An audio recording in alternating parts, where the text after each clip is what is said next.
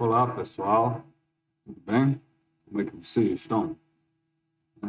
Então, nós estamos aí nesse maravilhoso curso que é Tecnologia em Gestão do Agronegócio e a disciplina que nós estamos tratando é Pesquisa e Inovação Tecnológica no Agronegócio. A gente já viu um pouquinho sobre a inovação tecnológica no agronegócio, vimos o que significa pesquisa tecnológica no agronegócio, né? Então, mais uma vez, meu nome é Carlos Vergara, né? Meu e-mail está logo abaixo, qualquer dúvida enviem aí, ok? Então, vamos seguir. Então, esse aí é o canal Redigir Agro, né? Quem quiser me seguir, me siga nesse canal Redigir Agro. No meu perfil mesmo, Carlos Vergara, bom, por enquanto não vejo motivo para me seguir lá, não tem nenhum conteúdo a não ser, só uso para hospedar essas aulas, né? Mais uma vez, mostro aqui para vocês, né, o meu aplicativo de decodificador. Ainda não vi ninguém baixar, baixem aí, ajudem aí o canal Retiro Agro a crescer, porque vocês baixando esse recurso que a gente vai arrecadar, estamos investindo direto lá no canal e vocês mesmos vão ter mais tecnologia. Eu estou desenvolvendo, inclusive, um outro aplicativo. Também vai ser pago, porque tem bastante custo, mas é muito interessante. Sobre a adubação, espero terminar até o meio do ano. Estou escrevendo o segundo livro, né? Eu e a Carla estamos escrevendo o segundo livro. O livro já está praticamente finalizado, falta tempo só para organizar, que vamos seguir. Bom, então, nós acho que terminamos nesse slide aqui. Não, não, foi no outro, eu esqueci de colocar aqui. Então, já que eu não pus aqui, vou seguir aqui mesmo. Então, nós voltamos nessa questão aí do conhecimento, valor e capital. Nós discutimos bastante isso, né? Para a gente ganhar tempo aí, eu vou ver aqui o que eu posso comentar sobre esses tópicos, né? Então, aí, primeiro tópico, os produtos da indústria do conhecimento ou da pesquisa, né?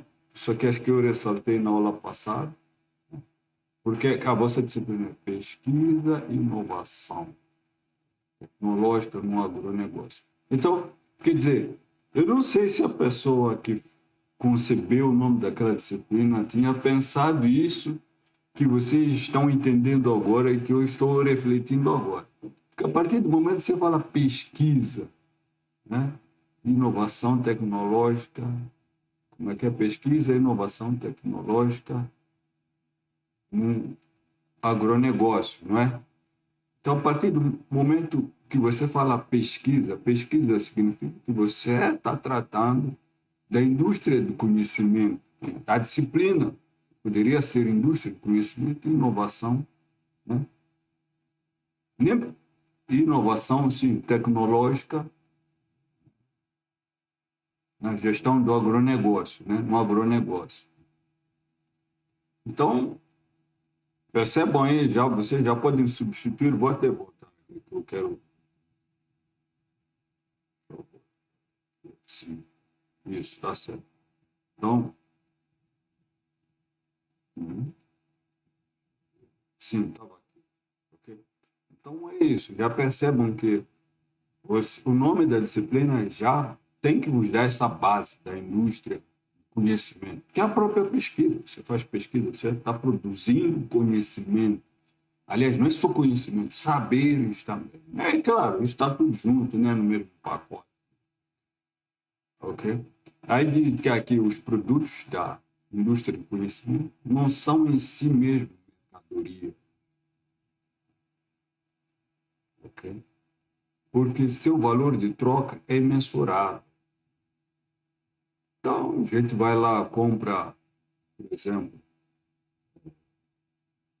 uma água, né? Aquilo tem um valor de troca ali, mas o conhecimento, né, para purificar aquela água, qual é o valor de troca desse conhecimento? É algo a se pensar, né? Você tem a água, né?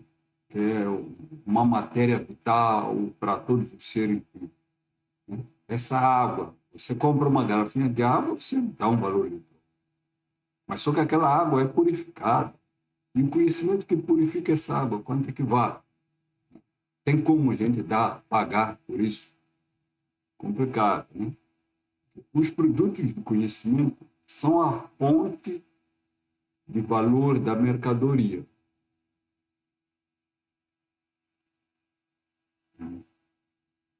Por exemplo, de um medicamento, né? Eu vou dar alguns exemplos aqui, mas isso é importante guardar. Os produtos de conhecimento são a fonte do valor da mercadoria, são a fonte daquele valor da mercadoria.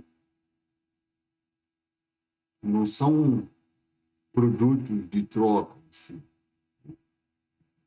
Então, vamos lá. O valor de uso dos produtos da indústria do conhecimento é certo. O valor de uso dos produtos da indústria do conhecimento é certo. Então, por exemplo, eu pesquiso ali qual é a forma de tratar a água mineral. O fato de desinfestar as embalagens de forma que não cheguem contaminada dentro de um consumidor final. Então, isso tudo é alvo de pesquisa. Então, o valor do uso dessa pesquisa seria o quê? Fazer a desinfestação dos recipientes que vão receber a água mineral. Isso está claro, né? Por isso que aí diz que o valor do uso dos produtos da indústria do conhecimento é certo. Por exemplo, eu quero desenvolver um princípio ativo para um medicamento, para um gato, um cachorro, para um ser humano, né? O valor de uso desses medicamentos é certo. Okay? Eu quero desenvolver um novo tipo de internet, eu posso fazer pesquisa sobre isso, né? O valor de uso disso é certo. Okay? Agora, o valor, custo do produto conhecimento é imprevisível. Aí que é fantástico, né? Então, vejam só, aquela palavra lá que está escrito pesquisa, né,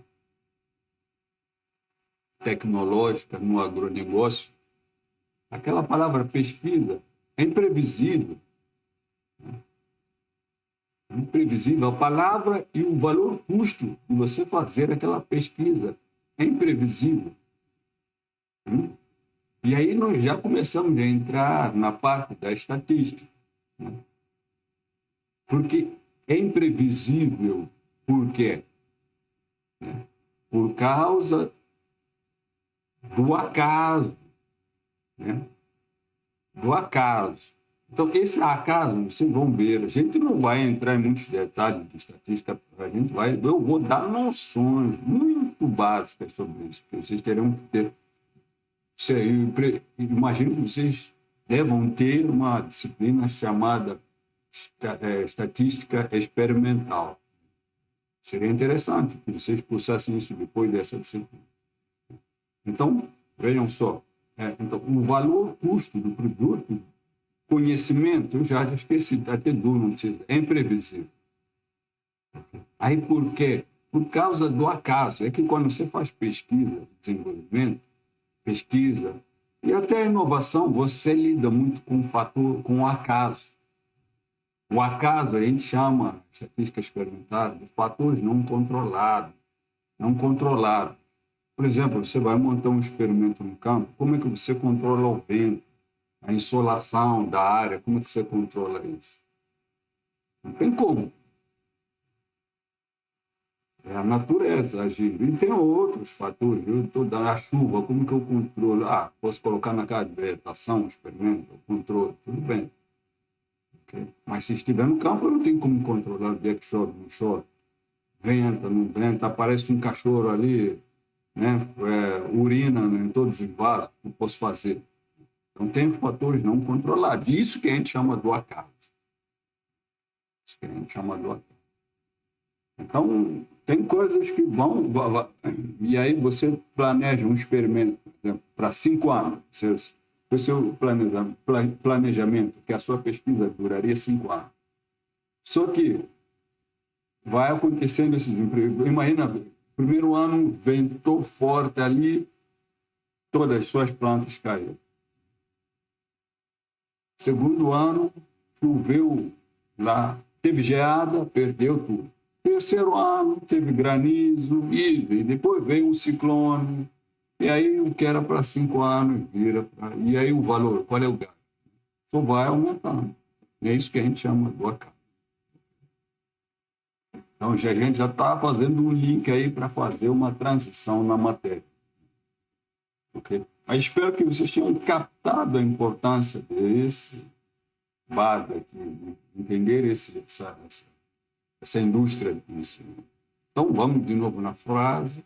O valor custo do produto conhecimento é imprevisível, em razão dos acasos da pesquisa e desenvolvimento. Todo mundo agora já entende o que são esses acasos, bem como da impossibilidade de mensurar os produtos que serão gerados pelo conhecimento em unidades de produto. Eu posso dizer, eu produzi tantos 20 celulares, engarrafei 100 garrafas de água, né? Colhi 80 sacas de café, né? De café, araxá, e por aí em diante, né? Posso dizer, mas agora, quanto? Eu coloquei lá uns equinos para fazer uma experimentação, e aí, ao final do experimento, eu tenho o resultado da pesquisa. Agora, como que eu quantifico aquilo em termos de produtos? Eu tenho tantos animais, tenho tantos suínos, né?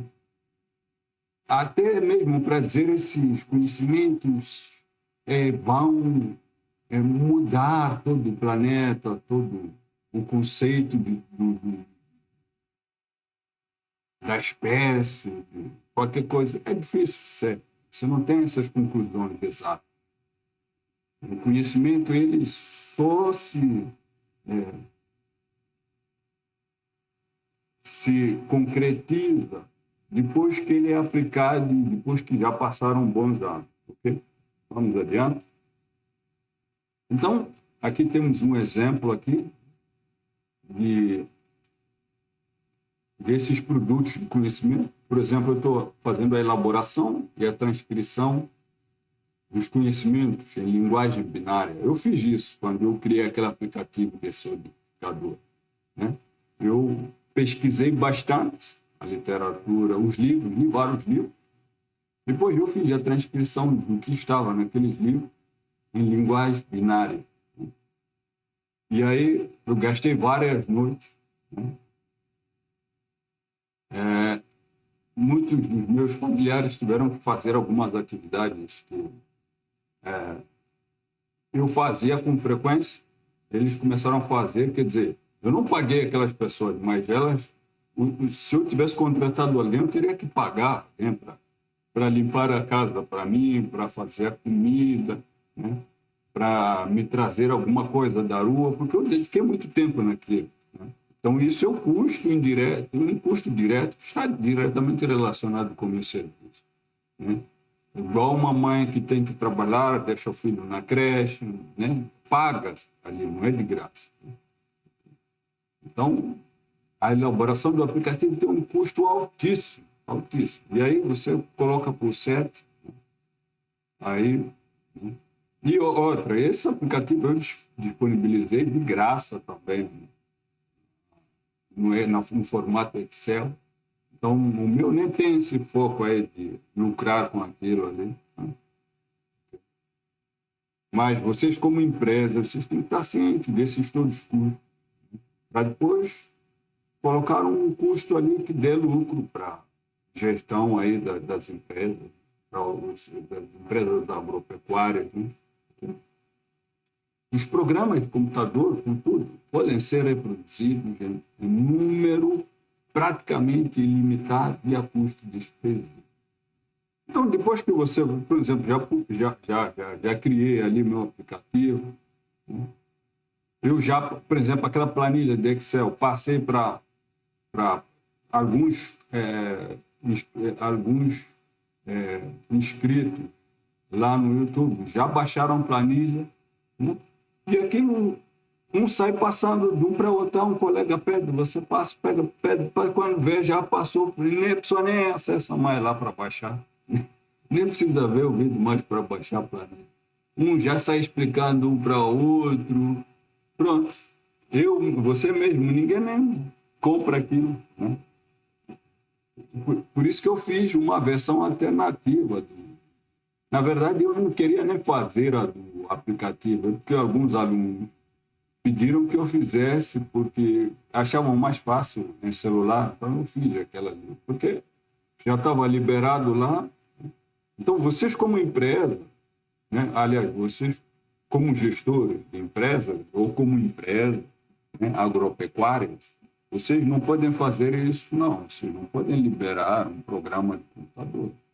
Aliás, né? Vamos ver isso mais adiante. Vocês têm que manter esses programas de computador a 7 chaves, porque é um capital imaterial, né? E você vai dar dinheiro para a empresa. Vira um capital imaterial fixo. Né? Por quê? Porque senão vossos programas depois vão ser aí reproduzidos ilimitadamente. Um passa para outro, outro modifica e pronto. E é um custo desprezível. Ele já não tem custo, que você contratou uma equipe, uns empregados, para eles fazerem a pesquisa, a elaboração daquele todo o material, depois fazer a transcrição em linguagem binária, e aí depois você libera. Assim, a empresa vai falir. A empresa vive de lucro. As ações da empresa. Aliás, se você fizer isso, as ações da empresa despencam na mesma hora. Isso é gente como eu, professor, que faz isso, mas vocês, como gestores aí de empresas agropecuárias, não poderão fazer isso. É proibido. Então, sigamos aqui. Então, vamos aqui outro exemplo. Os comprimidos, né, de um medicamento são e serão sempre fabricados em quantidades limitadas e a um custo unitário mínimo, qualquer que tenha sido o custo do desenvolvimento do seu princípio. Então, veja só, para você, aqueles comprimidos que a gente toma, né, qualquer que seja ele, aí foram anos de pesquisa, vocês viram ali com a Covid. Não foram anos, porque a ciência já tinha acumulado muito conhecimento. E outra forma de processar aquele conhecimento, hoje em dia sabemos que com a inteligência artificial você processa aquilo rapidamente, né? Já seleciona as melhores informações ali e passa para uma pessoa com expertise naquilo, a pessoa rapidamente percebe, esse princípio ativo aqui pode resolver. Você faz testes, simulações no computador, né? Utilizando mesmo o genoma ou então outras simulações envolvendo órgãos, ali mesmo no computador, você já tem essa resposta. Só vai lá, testa o medicamento e praticamente já sai pronto. Só testa em ser vivo, só por precaução. Então, hoje em dia isso é muito fácil, mas antigamente, as primeiras pesquisas exigiam muitos gastos para você descobrir um princípio ativo. Imagina lá quando se descobriu a penicilina, né? Penicilina, lá, acho que é bem antiga, isso é muito antigo, quando se descobriu a penicilina. E aí, imagina o esforço que foi isso. Não tinha essa tecnologia que nós temos hoje. Okay? Então, eu estou dando exemplo. Medicamento de forma geral, para animal. Eu não sei qual é a doença hoje que está aí afetando a parte dos animais, né? Por exemplo, eu tenho uma gata aí, está com um tumorzinho, um câncerzinho. Como é que se tivesse condições, né? Se fosse igual essas pessoas, se fosse esse povo aí que não precisava ser muito rico, né? Se eu fosse aí uma pessoa de classe média alta, eu pegava e investia meu dinheiro na pesquisa para descobrir um princípio ativo para tratar esse tumorzinho que a gata tem. Tá vendo? Aí, só que você acha que você... Ah, o que que a pessoa pensa? Se eu colocasse isso no mercado financeiro, eu ganharia por dia milhões e milhões. E pior que é verdade, hoje em dia. Né? Depende se você for, imagina para fazer essa pesquisa, você aplicar, eu acho que com 300 mil você não descobre. Então você teria que aplicar aí para essa pesquisa pelo menos R$ 1 milhão. Se não for US$ 1 milhão, né? Quem que vai colocar esse dinheiro? Ninguém, porque todo mundo quer lucrar no mercado financeiro.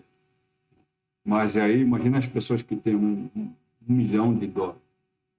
Pega isso, desenvolve um princípio ativo para tratar do tumorzinho da gata. Só que você não vai só tratar a sua gata. Depois vai tratar quantos animais têm esse problema. Quantas pessoas têm um gato em casa? Quantas pessoas têm um cachorro em casa? Quantas pessoas têm outros animais de estimação em casa que já se tornaram filhos? A gente fica com as mesmas preocupações como alguém que tem um filho. Né? Então, você investiu nisso, pode ser que no atual cenário não te dê muito lucro, o que eu acho muito difícil. A gente sabe que aí tem gente que gasta quantidades exorbitantes de dinheiro para cuidar de animais, né? Desses animais de estimação. Né? Com certeza dá muito dinheiro, já a curto prazo. Imagina a longo prazo. Né? Porque o que vai acontecer? O mercado financeiro, como eu disse para você, ele vai entrar em colapso. Vai haver uma solvência do mercado. E aí as pessoas vão caminhar para onde? Tem que vir para esse capitalismo que não deixa de ser essa da indústria do conhecimento, né? Que está aí o vigente. É o que a gente está falando, princípio ativo, né? A indústria do conhecimento. Ou então mesmo ir para a indústria material, para a indústria de capital fixo. Por exemplo, na agricultura nós temos um grande problema, que é aquela questão ali da compactação pelo maquinário. Uma das saídas de resolver aquilo, né, talvez muitos de vocês não entenderão, é você criar máquinas que levitam sobre a lavoura, né? Igual um trem lá chamado maglev. Então, mas só que para isso tem que ter investimentos massivos ali para conceber para ter para primeiro se fazer pesquisas e depois dessas pesquisas fazer essa inovação tecnológica, ter que criar ali fazer os testes, criar esses veículos que iam levitar sobre a lavoura. Não como é feito ali com o drone. O drone, sinceramente, eu não acho aquilo tão maravilhoso, assim, tão deslumbrante. Assim. Eu, sinceramente, eu vejo aquilo como... Porque dependendo do tamanho do drone, praticamente ele se torna aquelas torres, né? Eólicas, que é energia, que se diz energia limpa, mas que a gente sabe que é uma energia suja, porque ela elimina ela perturba, se é que não elimina, perturba o sol, perturba os pássaros, né? As abelhas e outros, né? E outra fauna que fica ali forageando as plantas, outros inimigos naturais. Então, no mesmo sentido, o drone também é aquele barulho, só o barulho que faz aquele drone, igual aquele zumbido ali. É chato, é chato. Isso, imagina para a gente, os animais são muito mais sensíveis a esse barulho. Um gato, um cachorro, é muito mais sensível a isso. Né? Eu estou dando exemplo de um já bem maior. Agora, se você considerar a fauna, como é que se comporta a fauna diante de um barulho desse zumbido? Isso já seria outra pesquisa que temos que fazer. Okay? Então, vamos ver aí no futuro, vão aparecer esses problemas. Sempre aparece.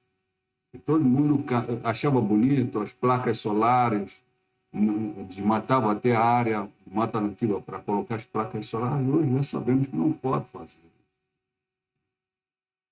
As torres eólicas, muito menos. Mas como é que tiram? Ah, porque não emite CO2, mas tem outro impacto que talvez gere emissão indireta de CO2, dependendo da quantidade da fauna que mata, né? E das plantas que elimina. Não é bom, ok? Bom, eu ia dar outros exemplos aqui, mas só para a gente avançar, não alongar hoje. Hoje vou ver se 40 minutos venceram isso. Então, falava aqui já do aplicativo, né? Então, era só para dar esse exemplo aí do aplicativo. É o seguinte, você tem muitas noites sem dormir, outras pessoas envolvidas no meu trabalho, porque aparentemente sou eu que fico sentado aqui fazendo o programa, mas a minha esposa, né? Ela pesquisa alguma coisa num livro, né? Para me dar, trazer essa informação para mim, e eu vou colocando na linguagem binária, né? Ela tem que revisar o aplicativo, né? Ver se está tudo correto ali. Já são duas pessoas trabalhando, okay? Sem contar outras atividades que faz, né? Entendeu? Para poder sair um aplicativo como esse. O custo é muito alto, e sem contar o que a gente tira do próprio bolso para fazer isso, né? Okay? E aí, quantas pessoas vai ajudar? Aí, por exemplo, essa questão de desertificação. Hoje, se calhar hoje, poucas pessoas entendem, sinceramente, a qualidade da água, de solos alomórficos, de desertificação, quase ninguém, as pessoas estão aí. Enquanto o problema não se assevera, fica todo mundo brincando, até que... É igual a questão do mercado financeiro. As pessoas avisam, vários professores avisam, aí só vão levar a sério no dia que entrar em colapso. Todas as economias, todos os produtos ficarem caríssimos e ninguém tem dinheiro para comprar. Você tem um monte de moedas de reais, esse real não compra nada. Esse dia aí a gente acorda. Mas, por enquanto, vamos seguir. Então, eu coloquei para a gente refletir. Talvez seja uma questão aí da prova. Eu acho que já avisando para vocês, a prova está se aproximando. Por que alguns medicamentos e programas de computador são tão caros? Eu já digo, o meu não é caro. Eu estava vendo aqui até agora Coreldraw. Tem esse aplicativo Coreldraw, não sei se vocês conhecem, é um aplicativo que antes é muito bom, muito maravilhoso. Você quer fazer, organizar as imagens, não é aquilo que vocês colocam lá naqueles aplicativos de celular, ele organiza de qualquer jeito. Aquele outro que, esses da IA aí, vocês colocam lá, organizam de forma fantasiosa, aquilo, não. Os meus folders, meus, as minhas imagens, todas elas eu organizo, arrumo elas utilizando o CorelDRAW. É um aplicativo muito bom. Mas para você contratar o CorelDRAW hoje, custa R$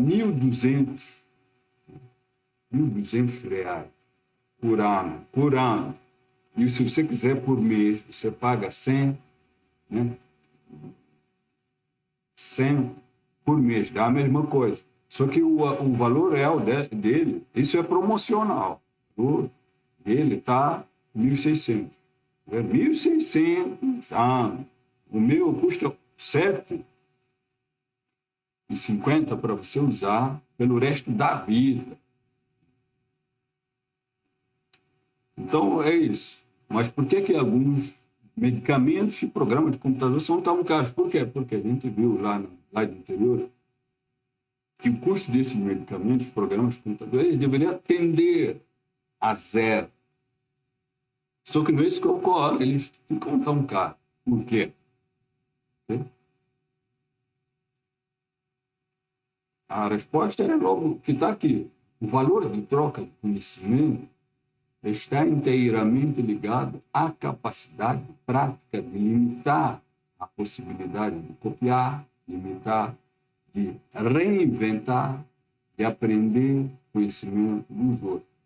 Como é que você limita essa possibilidade de copiar, de imitar, de reinventar, de aprender o conhecimento por meios jurídicos, de monopolista. Você compra tudo que aparecer parecido com o seu, compra. Mas isso quem que faz isso? São grandes empresas, né? Não é uma pessoa física como eu mesmo, que eu quero limitar isso, não tem, né?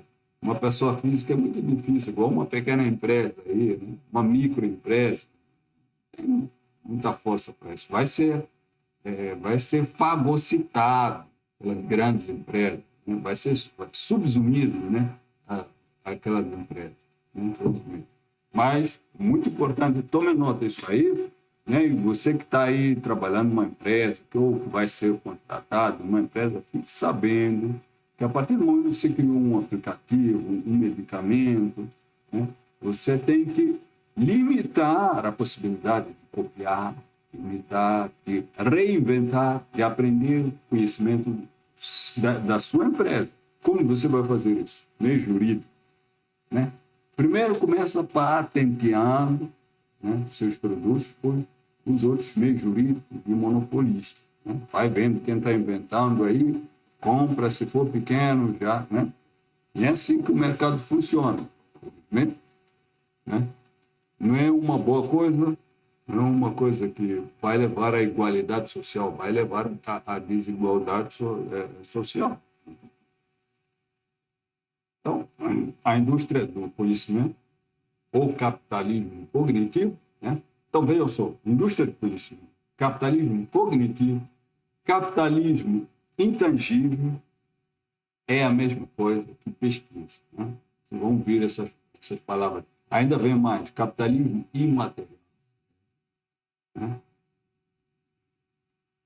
Pesquisa. Se não é só pesquisa, está envolvida a pesquisa ali, de qualquer forma, né? Então, a indústria do conhecimento, diferente de capitalismo material, né? Ele tem de oferecer respostas a situações inéditas. Porque a indústria do conhecimento tem de oferecer respostas a situações inéditas. Isso é que é fantástico. Então, por exemplo, essa disciplina pesquisa tecnológica no agronegócio, o que quer dizer? Quer dizer, o gestor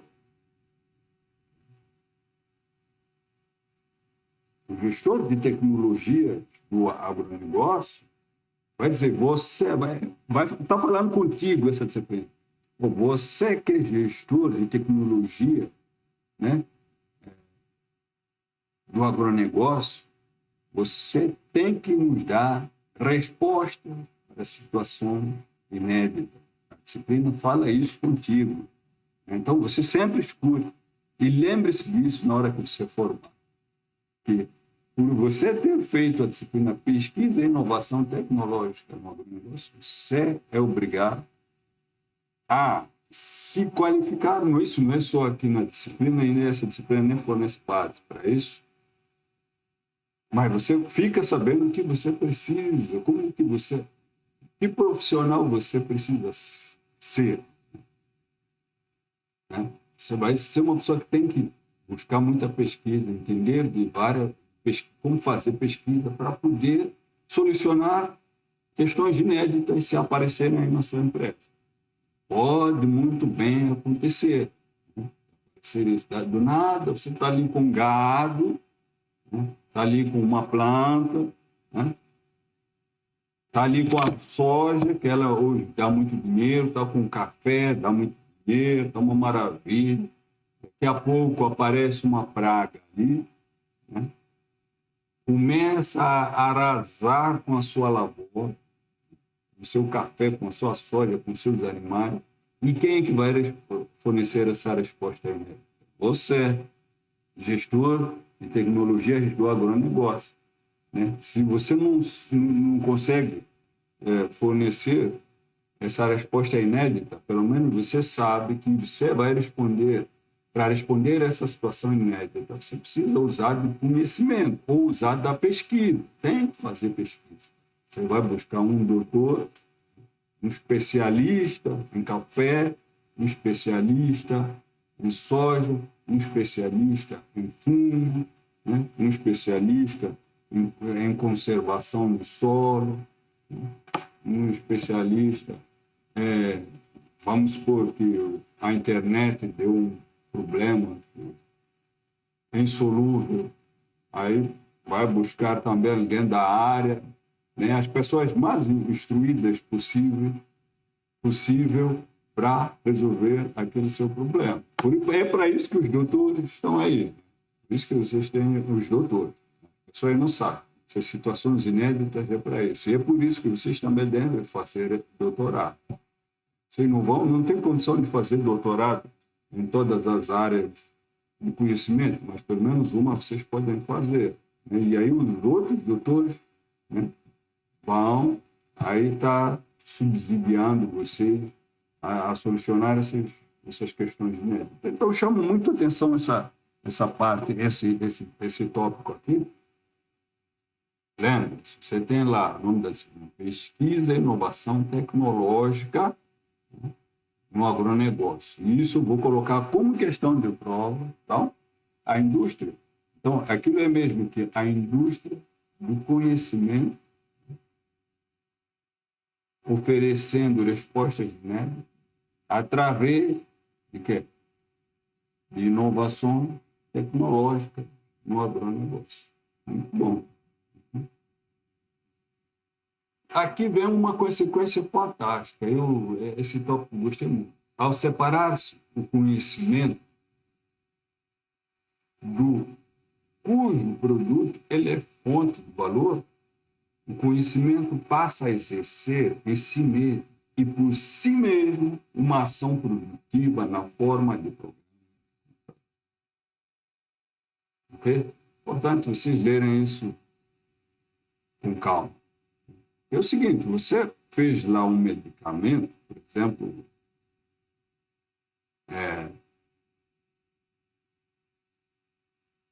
para fazer um medicamento, você precisa de um princípio ativo. Para ter um princípio ativo, você precisa fazer uma série de pesquisas que duram vários anos, com várias pessoas. Bom, vou até pegar uma analogia mais recente. Por exemplo, para se ir à Lua, né? Estados Unidos teve que construir a Artemis, alguns falam Artemis, outros Artemis, eu prefiro Artemis, né? Teve que, aliás, a deusa da Lua, Artemis é filha de Zeus, né? Já não me lembro bem se a mãe era a Hera, né? Mas é filha de Zeus com outra mulher, né? Isso lá da mitologia grega. Então, para se construir essa Artemis, né, a deusa da lua, né, teve que se fazer uma série de pesquisa envolvendo vários setores de pesquisa nos Estados Unidos, envolvendo várias universidades, vários centros de pesquisa como a Embrapa, envolvendo relações internacionais, né, envolvendo áreas multidisciplinares ali. Imagina o tanto de... Qual produto eles produziram? Foi a Artemis. Foi a Artemis. Agora, só que para se produzir a Artemis, gerou-se um monte de conhecimento. Agora, só com esse monte de conhecimento, quantos programas de computador foram criados, estão sendo criados e serão criados? Quer dizer, exatamente isso, é uma indústria de conhecimento. Uma indústria de produtos de conhecimento. Cara, a gente não tem noção do que vai ser criado no futuro sobre essa viagem. Ainda tem os dados que a própria Artemis coletou lá nessas viagens, ao longo dessas viagens, envolvendo o próprio estado de saúde dos astronautas, o estado quando Artemis mergulhou na atmosfera e começou a aquecer, a queimar. Aquela situação, não sei qual é a palavra mesmo que usam, quando eles desembarcaram lá na água, bem desembarque, outro nome, ok? Mas vejam, um tanto de aplicativos, um monte de aplicativos serão gerados, serão aprimorados, cada aquela viagem. Então, você cria um produto, mas um produto material, um produto, qual produto nós temos aí? Material é só Artemis, aquela nave, né? Material é aquela nave. Bom, uma série de acessórios lá que acabam sendo, porque a nave em si é um produto, é um mega produto, digamos assim, né? Mas e todos os acessórios que acompanham a nave ali, nós temos aí, imagina, mais de centenas, né? Mais de centenas, talvez milhares de acessórios ali, vão gerar vários produtos ali, né? E desse produto, vários aplicativos, né? Para celular, para computador, um monte de coisa, né? E, bom, aquilo foi bom que envolveu muita gente trabalhando. Então, essa é a ideia que vocês têm que ter, importante nesse momento. Se você está numa empresa, a empresa diz, precisamos desenvolver tecnologia para o gado leiteiro, para o gado corte, né? Para que, por exemplo, a gente consiga reduzir, né, o tempo que o animal fica na fazenda, fica aqui, o tempo de engorda. Já imaginou? Aí você, é o nosso objetivo. Os caras que têm mente pequena é o seguinte, eles só pensam no tempo de engorda, reduzir tempo de engorda. Pronto. O resto não serve para nada. Mas vocês estão vendo, se reduzir o tempo de engorda de animais, qualquer que seja o animal, você gera um monte de conhecimentos. Esses conhecimentos, como é que você gera mais capital para a empresa? Transformando esses conhecimentos em programas de computador. Aí a infinidade, né, da criação vai depender, né, das pessoas que estão criando esses programas de computador. Quanto mais gente tiver ali interagindo com os programadores, isso que essas pessoas, sendo pessoas que entendem de várias áreas de conhecimento, sendo muito criativas, integrando outros setores de universidade, sempre pesquisa, muito com startups, com a sua empresa aí onde você está trabalhando, ou sua loja, né? Imagina o tanto de coisa que se cria, um monte de coisa, um monte de coisa. E isso é capital, né? Se a sua empresa aí tiver ações na Bolsa de Valores, você vai ver que as ações vão aumentar só de você divulgar isso.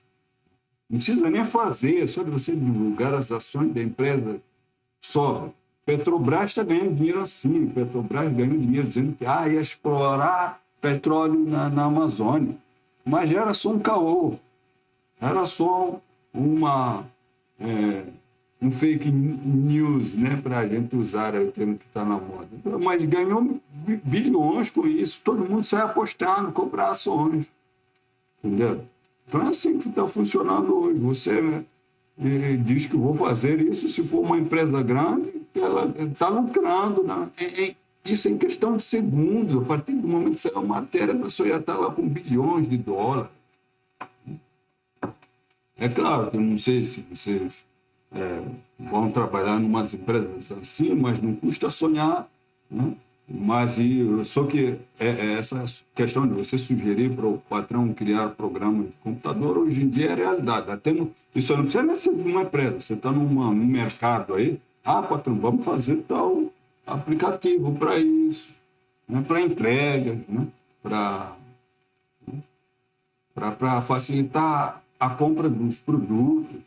Isso já é o capital da empresa, né? A gente já falou sobre isso, né? Já vou finalizar aqui, já deu a hora, né? Ok? Só que a gente tem que saber o seguinte, com o passar dos anos, há de passar-se para uma economia em que a produção há de requerer cada vez menos trabalho imediato, o valor de troca dos produtos tenderá a diminuir. ia causar cedo ou tarde a diminuição do valor monetário da riqueza total produzida, assim como a diminuição do volume dos lucros. Então, de novo, o capitalismo cognitivo é a crise do capitalismo material. É talvez por isso que as pessoas muito inteligentes, né, os estudiosos, por exemplo, Karl Marx, né, Machado de Assis, eu não sei. A biografia dele não é muito, não sei, eu também nunca li. Eu já li de Karl Marx, de outros aí intelectuais, eles não se preocupam com o material, se preocupam com o intelecto. Talvez por isso que o capitalismo cognitivo está sendo a crise do capitalismo material. Isso aí parece que é uma maldição, né? Quanto mais a sociedade avança no conhecimento, mais o capitalismo material vai se afundar. E para isso não ocorrer, o que o capital, o próprio capital, que é esse, né? O capital, porque o capital, né, pelo que estamos vendo aí, é o capital material, né? Esse capital material, por isso que ele faz isso, ele faz o seguinte. Aí a gente volta no primeiro tópico, né?